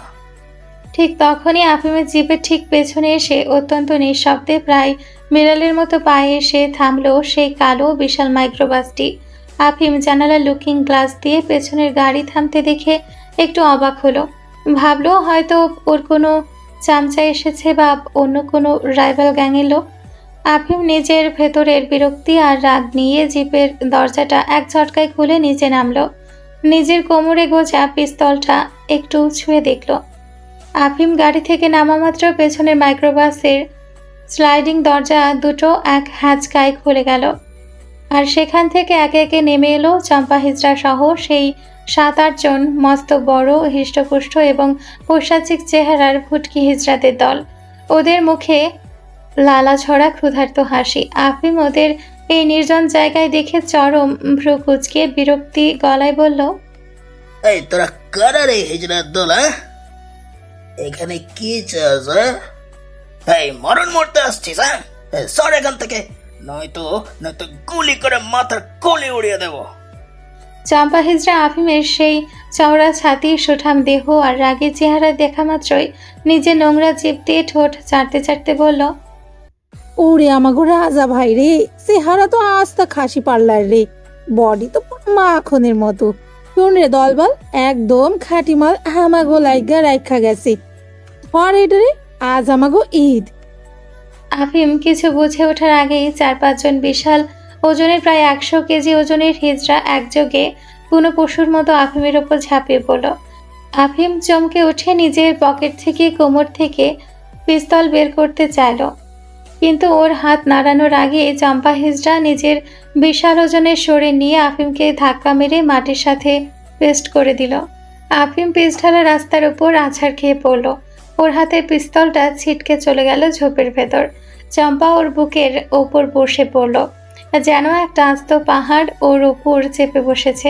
আফিম মাটির সাথে লেপ্টে গিয়ে ব্যথায় চিৎকার করে উঠল, এই সোয়ারের বাচ্চারা, তোরা জানিস আমি কে? আমি আফিম খন্দকার। তোদের আমি জ্যান্ত কেটে টুকরো টুকরো করে বুড়ি গঙ্গায় ভাসিয়ে দেব। এই এই এই ছাড় আমাকে, আচ্ছা না আমাকে ছাড়। পাশে থাকা এক হিজড়া আফিমের এই কথা শুনে নিজের কোমরে থাকা এক টুকরো নোংরা গন্ধযুক্ত কালো কাপড় দিয়ে ওর মুখটা শক্ত করে বেঁধে ফেলল। ফলে ওর চিৎকারগুলো ভেতরের গোঙানিতে রূপ নিল। এরপর ওরা সবাই মিলে অত্যন্ত দক্ষতায় আফিমের জিপের ভেতরে থাকা টোয়িং দড়ি দিয়ে ওর হাত পা দুটোকে শক্ত করে বেঁধে ফেলল। আফিম শত চেষ্টা করেও নিজের সমস্ত শক্তি দিয়েও ওদের সেই সম্মিলিত পাশবিক শক্তির সামনে এক চুলো নড়তে পারল না। ওরা সবাই মিলে আফিমকে কুকুরের মতো চ্যাংদোলা করে তুলে মেন রোডের পাশের সেই ঘন অন্ধকার মশা ভর্তি জঙ্গলের ভেতরের ঝোপঝাড়ের দিকে নিয়ে গেল। কিছুক্ষণের মধ্যে সে ঘন জঙ্গলের গভীর থেকে আফিমের অবরুদ্ধ তীব্র যন্ত্রণাদায়ক আর চরম অপমানের গোঙানি শব্দ বাতাসে ভেসে আসতে লাগলো। চম্পা হিজড়া সহ সেই 7 জন ভুটকি হিজড়া একযোগে আফিমের ওপর নিজেদের সেই পৈশাচিক বিকারগ্রস্ত আর আদিম লাঞ্ছনা তাণ্ডব শুরু করে দিল।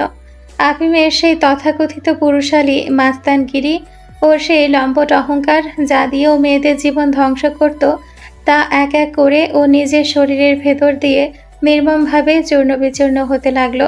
ওর চোখ দিয়ে তখন টপ টপ করে জল গড়িয়ে পড়ছিল, কিন্তু সেই জঙ্গলের নির্জনতায় ওর এই আত্মচিৎকার শোনার মতো কেউ ছিল না। প্রকৃতিও যেন আজ ওর এই পাপের শাস্তি মুখ বুজে দেখছিল। এদিকে জঙ্গল থেকে প্রায় 100 গজ দূরে রাস্তার এক নিরাপদ গাছের ছায়ায় ঘেরা কোনায় প্রাডো গাড়িটি ভেতরের এসি ঠান্ডা বাতাস সুগন্ধি পরিবেশে অত্যন্ত আরামদায়ক ভঙ্গিতে হেলান দিয়ে বসেছিল সারিম। ও ডান হাতে থাকা ফোনের স্ক্রিনে তখন অনবরত রঙিন জেলি আর ক্যান্ডিগুলো ফাটছিল। সারিম অত্যন্ত মনোযোগ দিয়ে ফোনে ক্যান্ডি ক্রাশ গেম খেলছিল। ওর সুগঠিত ঠোঁটের কোণে এক অদ্ভুত স্বর্গীয় প্রশান্তির হাসি।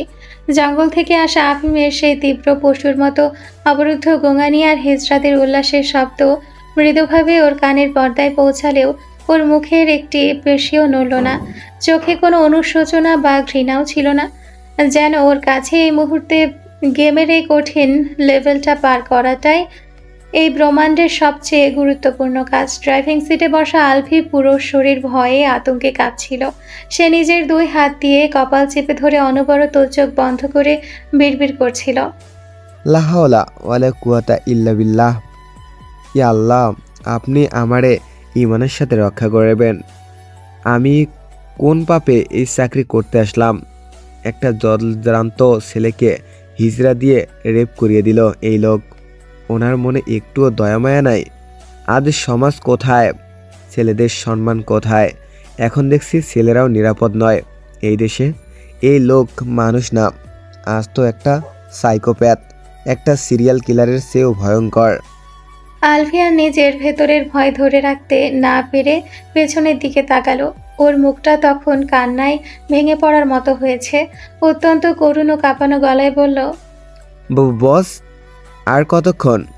লোকটা তো মনে হয় মরেই যাবে ওভাবে হিজড়াদের নিচে পিষে। ওর গঙ্গানি তো বন্ধ হয়ে আসছে স্যার। প্লিজ এবার ওনাদের থামতে বলুন স্যার। সারিম নিজের ফোনের স্ক্রিন থেকে 1 সেকেন্ডের জন্য চোখ না সরিয়ে অত্যন্ত অলস, নিষ্পৃহ এবং হিমশীতল গলায় বলল, আরেকটু আলফি, যা 4টে ধরছে ধরো। গেমের এই লেভেলটা পার হতে আর মাত্র 4টে রঙিন ক্যান্ডি ফাটানো বাকি আছে। মৌসা বেশি নেই। তাছাড়া যে আমার চন্দ্রিমাকে নিয়ে নোংরা স্বপ্ন দেখার দৃশ্যতা দেখায়, তার শাস্তিটা তো একটু স্পেশাল, একটু ইউনিক হওয়াই উচিত, তাই না? ও যাতে নিজের মুখ আর শরীর কোনোদিন কোনো মেয়েকে দেখানোর যোগ্য না থাকে। জাস্ট ওয়াচ দ্য গেম আলফি। বিকেলে তপ্ত রোদ তখন ম্লান। ঝোপঝাড়ের মাথায় এক বিষণ্ণ তামাটে আলো ছড়িয়ে হুট করেই থেমে গেল এতক্ষণের পৈশাচিক তাণ্ডব। শাড়ির আঁচল কোমরে গুজে কপাল থেকে ঘাম আর মেকআপের মিশ্রণ মুছল চম্পা হেজড়া। একটা বিকট হাততালি দিয়ে মাটিতে অর্ধমৃত রক্তাক্ত আফিমের দিকে তাকিয়ে তীব্র তাচ্ছিল্যে হাসল সে। আফিমের সেই কালো শার্ট এখন ছিন্ন ভিন্ন, সারা শরীরে কাপড় আর খামচির কালচে দাগ। মুখ থেকে খসে পড়া কাপড়ের টুকরো বেয়ে ঝরছে লালা আর রক্ত। আধবোজা চোখে সে যেন নিজের শেষ নিঃশ্বাসটুকু গুনছে।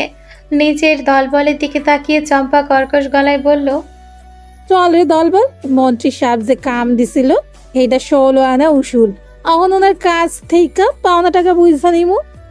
খিলখিল হাসিতে মেতে উঠে তারা মেন রোডের দিকে চলে গেল। নিঝুম জঙ্গলের কোণায় পড়ে রইল দাপটি লম্পট আফিম খন্দকার, যার পুরুষালী তেজ এখন নোংরা ধুলোয় মিশে ছটফট করছে। মৃদু গঙ্গানির শক্তিও তার নেই। অবচেতন মগজে তখন ভেসে উঠছে অতীত। ঠিক এভাবেই তো তার হাতে ধর্ষিত 25টা মেয়ের শরীর শোচনীয় অবস্থায় পড়ে থাকতো। আজ নিজের পাপের হিসাব মেলাচ্ছে সে। রাস্তার ওপাশে দাঁড়িয়ে থাকা কালো প্রাডোর পেছনের সিটে বসে সারিম ফোনটা পকেটে রাখলো। ক্যান্ডি ক্রাশ গেমের লেভেলটা সফলভাবে পার করে তার মুখে এখন পরম তৃপ্তির চতুর হাসি। ততক্ষণে তার পেছনের স্কয়ার থেকে টাকা নিয়ে হিজড়াদের দলটা চম্পট দিয়েছে। স্যুটের কলারটা সোজা করে সারিম ড্রাইভিং সিটে বসা আলফিকে বলল, আলফি, গাড়ি স্টার্ট দাও। এবার একটি সমাজসেবামূলক কাজ করতে হবে। স্টিয়ারিংয়ে মাথা ঠেকিয়ে তবা পড়তে থাকা আলফি চমকে তাকালো। সমাজসেবা স্যার? এইমাত্র একটা মানুষকে জ্যান্ত নরকে পাঠালেন, আর এখন? সারিম রহস্যময় হাসল। গাড়িটা ওই ঝোপের কাছে নাও, তাহলে বুঝবে। কাঁপা কাঁপা হাতে আলফি গাড়ি এগিয়ে নিয়ে ঠিক আফিমের কাতরাতে থাকা ঝোপের পাশে থামলো। গাড়ি থামতে সারিমের মুখে চতুর ভাবটা পলকে বদলে গেল। এক ঝটকায় দরজা খুলে সে যখন নিচে নামলো, তখন তার চোখে মুখে চরম বিস্ময় আর গভীর উদ্বেগ। রাস্তার 2-1 পথচারী দেখে সারিম বেশ জোরে চিৎকার করে উঠল, আরে ওটা কি ঝোপের আড়ালে? আলফি, জলদি এসো, মনে হচ্ছে কেউ মারাত্মক দুর্ঘটনার শিকার হয়েছে। বসরে দয়ালু রূপান্তর দেখে আলফি মনে মনে বলল, অস্কারের ঝুড়ি নাই ওনার কাছে, নিজে খাইয়া এখন আবার ডাক্তার সাজতেছে। তবে সে দ্রুত গাড়ি থেকে নেমে সারিমের পেছনে দৌড়ে গেল। ঝোপের ভেতর ঢুকে আফিমের রক্তাক্ত অবস্থা দেখে সারিম কপালে হাত ঠেকিয়ে নিখুঁত অভিনয়ে চেঁচিয়ে উঠল, এটা তো রাজন খন্দকার ছিল আফিম। ওর এই অবস্থা কি করলো? কোন জানোয়ার এমন বৈষয়িক নির্যাতন চালালো? আফিম আধবোজা চোখে দেখল স্বয়ং দেশের শিক্ষামন্ত্রী আবরাজ সারিম তার সামনে দাঁড়িয়ে। চোখে তার ব্যাকুল দয়া। আফিম তো আর জানে না এই সুদর্শন দেবদূতের আড়ালে লুকিয়ে থাকা শয়তানটাই এর মূল হোতা। সে শেষ শক্তিতে সারিমের সোটের কোনা ছুঁয়ে গোঙালো। বাঁচাও। একদম চিন্তা করবে না আফিম, আমি আছি। সারিম আলভিকে ধমক দিল। আলফি, ওভাবে দাঁড়িয়ে তামাশা কি দেখছো? ওর বাঁধন খোলো, জলদি ওকে গাড়ির পিছনে সিটে তোলো, হসপিটাল নিয়ে চলো। আলভি বসের এই দ্বিমুখী রূপ দেখে শিউরে উঠল। সে দ্রুত আফিমের দড়ি খুলে ফেলল। দূর থেকে সাধারণ মানুষ যাতে দেখে মন্ত্রী নিজে কতটা ব্যাকুল, তাই সারিম নিজেই আফিমের হাতটা বুকে আগলে ধরে তোলার ভান করল। ততক্ষণে কয়েকজন পথচারী আর রিক্সা চালক সেখানে ভিড় জমিয়েছে। আফিমকে গাড়ির পেছনে সিটের ফ্লোরে শুইয়ে দেওয়া হলো। যন্ত্রণায় অবচেতন হতে হতেও আফিমের মগজে সারিমের এই উপকারিতা এক মস্ত বড় ঋণের মতো গেঁথে গেল। গাড়ির দরজা বন্ধ করে সারিম ফ্রন্ট সিটে বসতেই দয়ালু ভাবটা কর্পূরের মতো উড়ে গেল। ঠোঁটের কোণে ফুটে উঠল সেই খুনে বাঁকা হাসি। দামি রুমাল দিয়ে হাত মুছতে মুছতে সে জানালার বাইরে তাকালো। আলফি গাড়ি মেন রোডে তুলে রিয়ার ভিউ মিররে বসের হাসি মুখ দেখে দীর্ঘশ্বাস ফেলল। বস, আপনি তো আস্ত একটা চালবাজের খুনি। পুরো দুনিয়ার মানুষ জানবে আপনি আফিমকে বাঁচিয়েছেন। খোদ ও বাপ আপনার পায়ে সে কৃতজ্ঞতার সেজদা দেবে। বস, বিশ্বাস করেন, পয়সা থাকলে আমি নিজে আজ আপনাকে নোবেল প্রাইজ দিতাম। কি অ্যাক্টিং আপনার, বাহ। বিকেলের ম্লান আলো ততক্ষণে শহরের বুক থেকে বিদায় নিয়েছে। পিচঢালা রাজপথের ওপর জেঁকে বসেছে এক অদ্ভুত থমথমে গোধূলি। ল্যাম্পপোস্টের হলদেটে আলোগুলো একটা একটা করে জ্বলে উঠতেই চারপাশের চেনা শহরটা কেমন যেন এক মায়াবী অথচ ক্রূর রূপ ধারণ করল। গাড়ির পেছনের সিটের ফ্লোরে তখন যন্ত্রণায় কুঁকড়ে যাচ্ছিল আফিম। ওর অবরুদ্ধ গোঙানি আর ভারী নিঃশ্বাসের শব্দে গাড়ির ভেতরের ঠান্ডা বাতাসও যেন ভারী হয়ে আসছিল। ফ্রন্ট সিটে বসে সারিম অত্যন্ত নিপুণ হাতে নিজের স্যুটের হাতাটা সামান্য টেনে ঘড়ির দিকে তাকালো। সময়টা ঠিকঠাক হিসাব করে ও আলভির দিকে তাকিয়ে এক চিলতে শীতল হাসি উপহার দিল। আলভি তখনও স্টিয়ারিং হুইলটা শক্ত করে ধরে কাঁপছিল। ওর চোখের সামনে এখনো ভাসছে সেই জঙ্গলের পৈশাচিক ঘটনা। খোদ শয়তানবোধ হয় সারিমের এই নিখুঁত ঠান্ডা মাথার কোটচাল দেখে লজ্জায় মুখ লুকাত। গাড়িটি যখন স্কয়ার হাসপাতালের এমার্জেন্সি গেটের সামনে এসে সশব্দে ব্রেক কষল, সারিম এক মুহূর্তের মধ্যে নিজের মুখের সেই ক্রূর বিষাক্ত হাসিটা মুছে ফেল। সেখানে স্থান করে নিল এক দায়িত্বশীল, উদ্বিগ্ন এবং মহানুভব জননেতার অবয়ব। দরজা খুলে ও নিজে প্রথমে নিচে নামল। স্ট্রেচার আনার জন্য ওর সেই বজ্রকণ্ঠের চিৎকার পুরো এমার্জেন্সি ওয়ার্ডকে কাঁপিয়ে তুলল। ওয়ার্ড বয়, জলদি স্ট্রেচার আনো, গো ফাস্ট, জলদি যাও। মন্ত্রীর এমন ব্যাকুলতা দেখে হাসপাতালের ডাক্তার থেকে শুরু করে সিকিউরিটি গার্ড পর্যন্ত সবাই হন্তদন্ত হয়ে ছুটে এলো। অর্ধমৃত, রক্তাক্ত আর ছিন্ন ভিন্ন পোশাকের আফিমকে যখন স্ট্রেচারে তোলা হচ্ছিল তখন ওর একটা হাত সারিমের স্যুটের কোনাটা শক্ত করে আঁকড়ে ধরেছিল। অবচেতন মগজের শেষ আলোড়নেও আফিম ভাবছিল, এ দুনিয়ায় যদি কোনো দেবদূত থেকে থাকে তবে সে এই মৃধা আবরা সারিম, যে তাকে ওই নরককুণ্ড থেকে উদ্ধার করে এনেছে। সারিম পরম মমতায় আফিমের কপালে হাত বুলিয়ে দিয়ে বলল, কোনো ভয় নেই আফিম, তুমি এখন নিরাপদ। আমি নিজে এখানে আছি, তোমার কিচ্ছু হতে দেব না আমি। আফিমকে যখন এমার্জেন্সিতে ঢুকিয়ে দেওয়া হলো, সারিম এমার্জেন্সি করিডোরের একটা চেয়ারে বসে অত্যন্ত ক্লান্ত ভঙ্গিতে নিজের কপালটা চেপে ধরল। আলভি এক কোনায় দাঁড়িয়ে বসের এই বিশ্বমানের অভিনয় দেখছিল আর মনে মনে ভাবছিল, এ লোক যদি রাজনীতিতে না এসে থিয়েটারে যেত তবে অস্কারের সমস্ত রেকর্ড একাই ভেঙে দিত।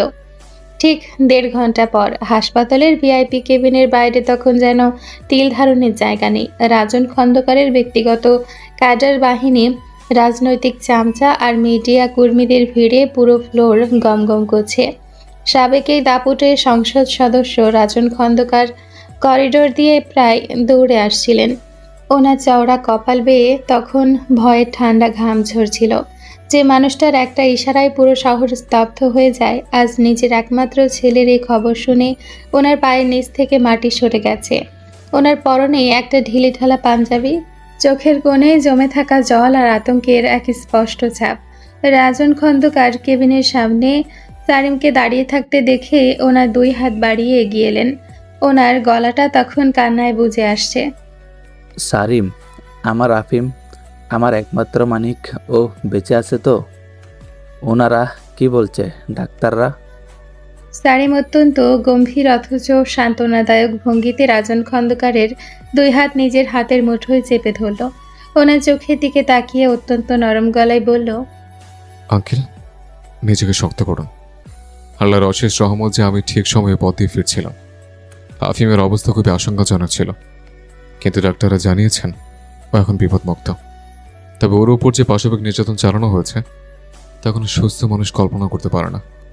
রাজন খন্দকার কেবিনে দরজার কাছ দিয়ে ভেতরে বেডে শুয়ে থাকা ছেলের দিকে তাকালেন। আফিমের সারা শরীর সাদা ব্যান্ডেজে মোড়ানো, মুখে অক্সিজেনের মাস্ক আর অনবরত স্যালাইন চলছে। নিজের এমন তাগড়া দাপুটে ছেলেকে এভাবে জ্যান্ত লাশের মতো পড়ে থাকতে দেখে রাজন খন্দকারের ভেতরের বাবাটা যেন ডুকরে কেঁদে উঠল। ওনার চিবুক কাঁপতে লাগলো, 2 চোখ বেয়ে টপটপ করে জল গড়িয়ে পড়ল ওনার দামি পাঞ্জাবির ওপর। কোন জানোয়াররা এই কাজ করলো? কার এত বড় সাহস যে রাজন খন্দকারের কলিজায় হাত দেয়? আমি ওদের চামড়া তুলে নুন দেব, ওদের 14 গোষ্ঠীকে আমি জ্যান্ত কবর দেব। রাজন খন্দকার রাগে, অপমানে আর যন্ত্রণায় দেওয়ালে একটা সজোরে ঘুষি মারলেন। ওনার গলার রগগুলো ফুলে উঠল। সারিম একটা দীর্ঘশ্বাস ফেলে ওনার কাঁধে হাত রাখলো। অত্যন্ত সহানুভূতিশীল গলায় বলল, আঙ্কেল, শান্ত হন। আইন নিজের গতিতে চলবে, কিন্তু এই মুহূর্তে আপনার আফিমের পাশে থাকা দরকার। ওর মানসিক অবস্থা খুবই নাজুক। ও অবচেতন অবস্থাতে শুধু আপনার নাম ধরে রাখছিল। রাজন খন্দকার ঝাপসা চোখে সারিমের দিকে তাকালেন। এ তরুণ মন্ত্রীর পায়ের কাছে এসে নতজানু হতে ইচ্ছে করলো। ওনার মনে হলো আজ যদি সারিম না থাকতো তবে হয়তো ওনার ছেলের লাশটা কোনো নর্দমায় পড়ে থাকতো। ওনার চোখে এক মুহূর্তে গভীর কৃতজ্ঞতায় রূপ নিল। সারিম, আমি আপনাকে কি বলে যে ধন্যবাদ দেব আমার সেই ভাষা জানা নেই। রাজন খন্দকার সারিমের হাত দুটো ধরে ওনার গলার আওয়াজটা বুঝে এলো। সারিম মনে মনে এক পৈশাচিক উল্লাসে মেতে উঠল। রাজন খন্দকারের মতো একটা বিশাল খুঁটি এখন ওর হাতের পুতুল। যে চন্দ্রিমাকে আফিম স্পর্শ করার স্বপ্নে দেখেছিল সেই চন্দ্রিমার আসল প্রেমিক এখন আফিমের বাপের মাথার উপর ছাতা হাতে দাঁড়িয়ে। কিন্তু বাইরে সারিম অত্যন্ত বিনয়ী এক হাসি হাসল। কি বলছেন আঙ্কেল? এগুলো বলবেন না প্লিজ। আপনি আমার সিনিয়র আঙ্কেলের মতো, আফিম আমার ছোট ভাইয়ের মতো। ওর এই বিপদের পাশে দাঁড়ানো আমার নাগরিক এবং নৈতিক দায়িত্ব। আপনি কেবিনে ঢুকুন, ওর এখন আপনার সাপোর্ট প্রয়োজন। আমি একটু মিডিয়ার দিকে সামলাচ্ছি, বাইরের সাংবাদিকরা ভিড় করে আছে। এই খবরটা চাপা রাখা যাবে না। রাজন খন্দকার কৃতজ্ঞতায় মাথা নেড়ে কেবিনের ভেতরে ঢুকে গেলেন। ওনার পা দুটো তখনও কাঁপছিল। সারিম কেবিনের দরজাটা আলতো করে টেনে দিয়ে করিডরের এক কোণায় এসে দাঁড়ালো। আলফি ততক্ষণে মিডিয়ার সেলের প্রেস রিলিজটা রেডি করে সারিমের সামনে এসে দাঁড় করিয়েছে।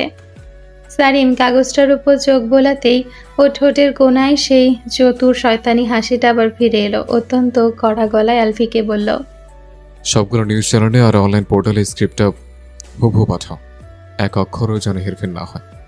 বিশেষ করে হেডলাইনটা যেন পুরো দেশের মানুষের চোখ কপালে তুলে দেয়। দেশের খবরের কাগজ, টেলিভিশন চ্যানেল আর সোশ্যাল মিডিয়ায় এক নজিরবিহীন তোলপাড় শুরু হলো। চায়ের দোকান থেকে শুরু করে সচিবালয়ের করিডর সবখানি কেবল একটাই আলোচনা। প্রধান প্রধান দৈনিকগুলোতে বড় বড় অক্ষরে ছাপা হলো সেই চাঞ্চল্যকর খবর। রাজধানীতে এক চাঞ্চল্যকর ও নজিরবিহীন সহিংসতার ঘটনা ঘটেছে। বিশিষ্ট রাজনীতিবিদ ও সাবেক সংসদ সদস্য এমপি রাজন খন্দকারের একমাত্র ছেলে আফিম খন্দকার দলগত নির্যাতনের শিকার হয়েছেন।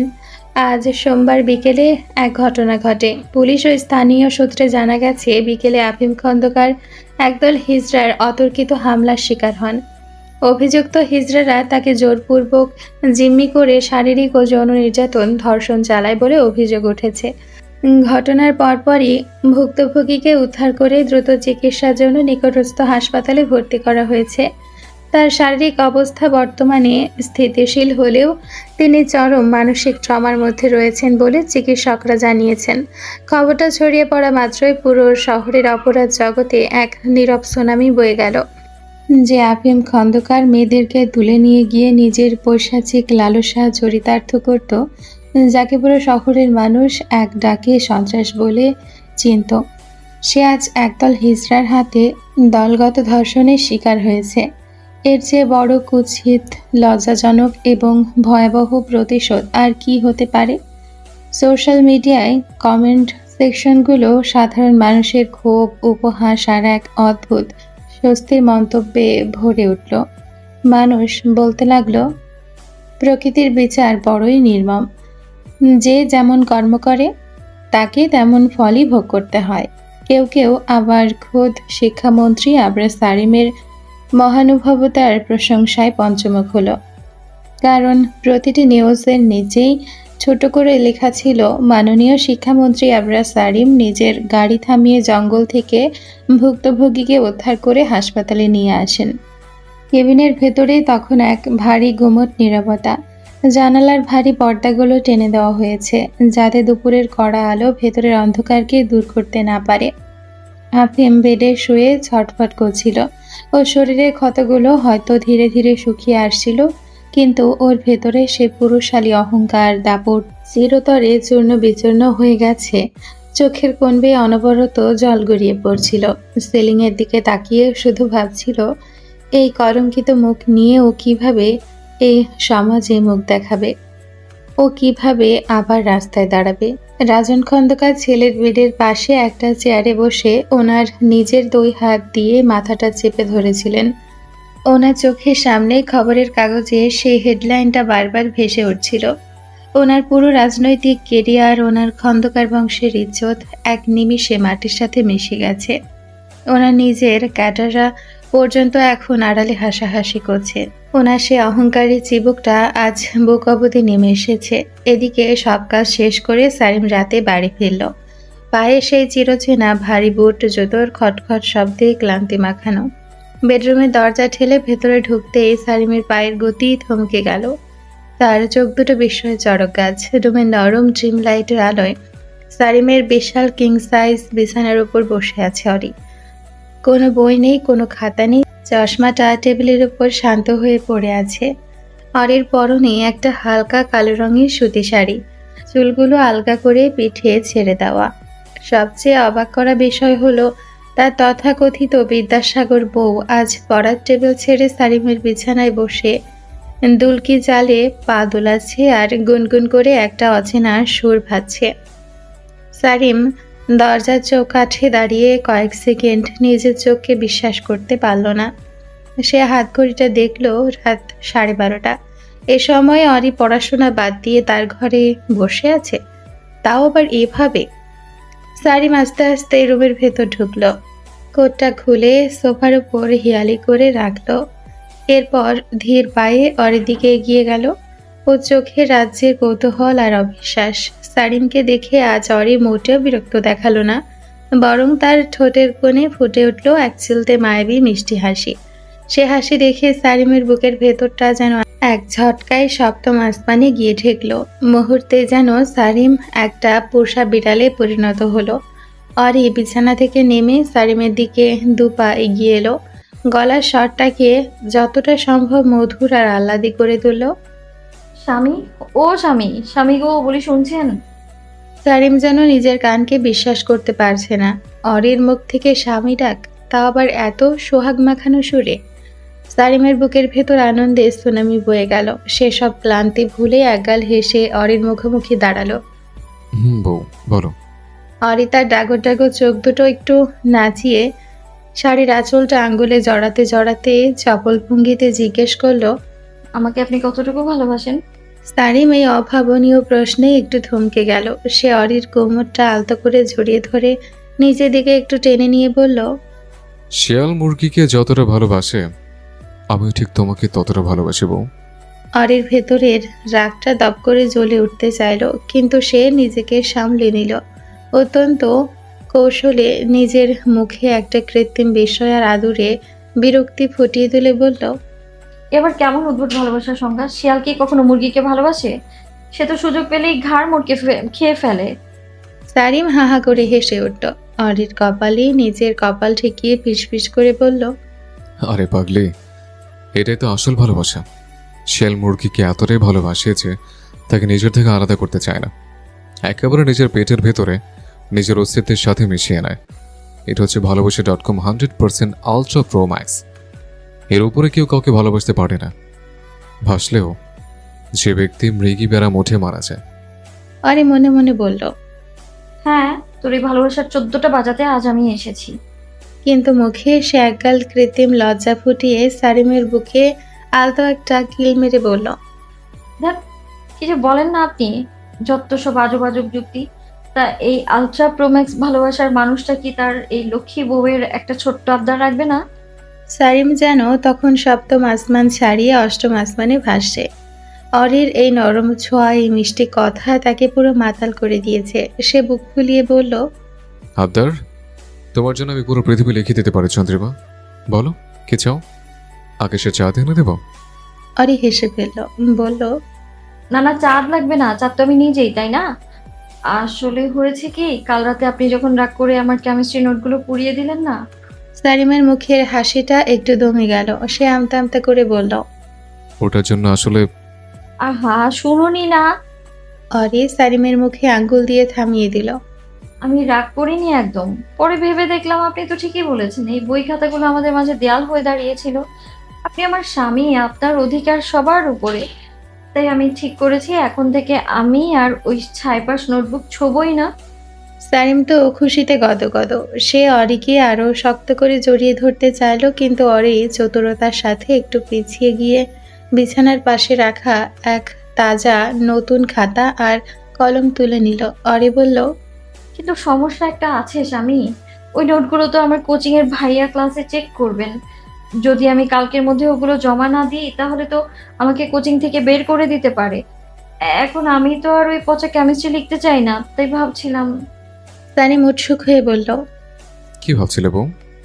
অরি সারিমের হাতে খাতা আর কলমটা গুজে দিয়ে চোখের পলক ফেলে বলল, ভাবছিলাম আমার এই বীর এবং সর্বগুণ সম্পন্ন স্বামী যদি কষ্ট করে নোটগুলো একটু লিখে দিতেন, আমি মুখে মুখে বলবো আর আপনি আপনার সুন্দর হাতের লেখায় টপাটপ তুলে নেবেন। তাহলে স্যারের মার থেকেও বেঁচে গেল আর আমার পড়াশোনার পেছনে সময়ও নষ্ট হলো না। আপনি তো বলেন আপনি আমার জন্য সব করতে পারেন, এটুকু পারবেন না স্বামী গো? সারিম তখন অরির চোখের মায়ায় পুরো অন্ধ। সে ভাবল বউ যখন পড়াশোনা ছেড়ে ওর দিকে মনোযোগ দিচ্ছে, তখন এইটুকু লিখে দেওয়া তো কোনো ব্যাপারই না। তাছাড়া কাল রাতে ওর খাতা পড়িয়ে দেওয়ায় একটা অপরাধ বোধও কাজ করছিল। সারিম খাতা কলম হাতে নিয়ে বুক টান করে বলল, ধুর, এই সামান্য কাজ। মৃধা আপনার সারি মামলাদের ফাইল সাইন করে, আর এই কেমিস্ট্রি নোট লিখতে পারবে না? তুমি শুধু মুখে বলো চন্দ্রিমা, তোমার এই স্বামী আজ পুরো খাতা ভরিয়ে দেবে। আরে মনে মনে এক অট্ট হাসি দিল। সে বিছানায় আরাম করে হেলান দিয়ে বসল। ঠিক আছে, তাহলে লিখুন চ্যাপ্টার 3 জৈব রসায়ন বা অর্গানিক কেমিস্ট্রি। প্রথমে হেডিং দিন অ্যালিফ্যাটিক হাইড্রোকার্বন। সারিম সোফায় বসে খাতা হাঁটুতে রেখে লিখতে শুরু করলো। দিলাম। তারপর অরি মিষ্টি করে হেসে বলতে লাগলো, এবার লিখুন মিথেন, ইথেন, প্রোপেন, বিউটেন, এদের গাঠনিক সংকেত। আমি বলছি আপনি আঁকুন। কার্বন 4টা হাত বাড়িয়ে বসে আছে, হাইড্রোজেন এসে সেই হাতটা ধরেছে, ঠিক যেমন আপনি আমার হাত ধরে আছেন। সারিম ডাবল উৎসাহে লিখতে লাগলো। অরির মুখে এমন রোমান্টিক তুলনা শুনে সে যেন আকাশে তারা ছুঁয়ে ফেলছে। সারিম ব্লাশ করতে শুরু করলো, বলল, বাহ বউ, কেমিস্ট্রির মধ্যে এত প্রেম আছে তা তো জানা ছিল না। অরি মনে মনে বলল, প্রেম দেখাচ্ছি রে বেটা, একটু পরে বুঝবি। তবে মুখে বলল, তা থাকবে না কেন? এবার লিখুন অ্যারোমেটিক যৌগ। বেনজিন রিং আঁকুন, একটা ষড়ভুজ আঁকবেন, ভেতরে একটা গোলা দেবেন। হ্যাঁ, সুন্দর হয়েছে। এবার এর নিচে মেকানিজমটা লিখুন। অরি অনর্গল কঠিন কঠিন কেমিস্ট্রির সমীকরণ, বিক্রিয়া আর মেকানিজম বলে যেতে লাগলো। সারিম প্রথম আধা ঘন্টা খুব রোমান্টিক মোডে লিখছিল।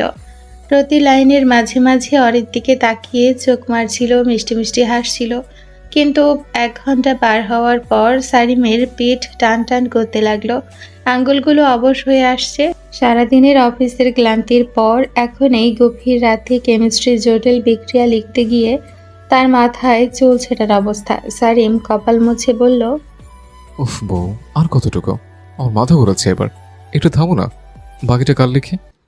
অরির সাথে সাথে মুখ ছোট করে চোখের কোণে জল আনার ভান করে বলল, ও আচ্ছা, এই আপনার ভালোবাসা?